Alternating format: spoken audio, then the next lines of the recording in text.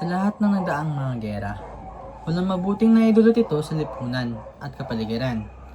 Nagbunga lamang ito ng mas maraming problema, kasiraan at kaguluhan. Sa modernong panahon, o sa kasalukuyan, hindi pa rin nawawala ang giyera. Halimbawa na rito ang giyera sa gitnang silangan, na kung saan sangkot ang malalakas na bansa tulad na lamang ng Iran, Israel at Estados Unidos. Noon pa lamang, mayroon ng alitan ng mga nabanggit na bansa ukol sa nuclear program ng Iran, na kung saan nagiging militaristang banta ito sa Israel at sa kakampi nitong Amerika. Malaki ang epekto sa mundo ng gyerang ito sapagkat apektado nito ang daloy ng gasolina o langis mula sa gitnang silangan. Ngunit paano nga ba ito makakaapekto? Nakakaapekto ito sa mga bansang malalakas mag-import ng langis tulad lamang ng Pilipinas sa paraan ng kontrolado ng Iran ang Strait of Hormuz, ang daanan ng mga barkong naglalaman ng langis mula sa gitnang silangan. At ang pagkawala ng supply ng langis ay nagdulot ng pagtaas ng presyo ng gasolina, pangsasakyan na nakakaapekto rin sa karamihan ng lipunan. Nagbigay hirap ito sa pang-araw-araw na pamumuhay ng mga tao. Dahil mas mahal ang gasolina, mas nagmamahal ang mga bayad sa pampublikong sasakyan.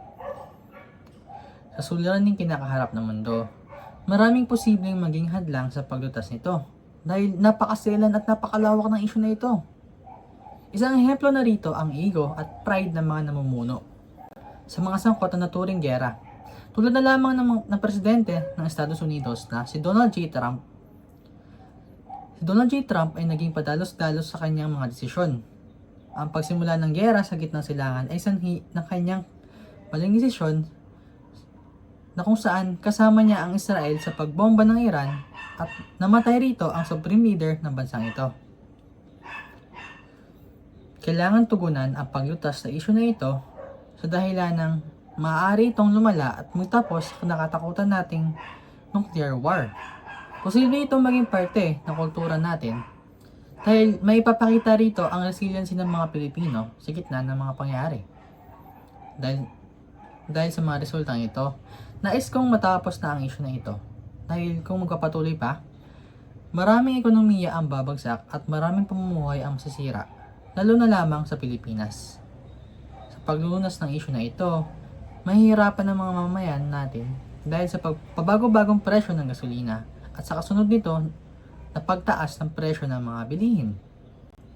At sa pag-aaral ukol sa issue na ito, aking isa sa buhay ang mga katangiang mabuti para maipamala sa ibang tao ang mabuti at maayos na pamumuhay. Akin na ring isa sa katuparan na magiging ehemplo ako ng kabutihan at maipalaganap ko ang advokasya ko ukol sa world peace.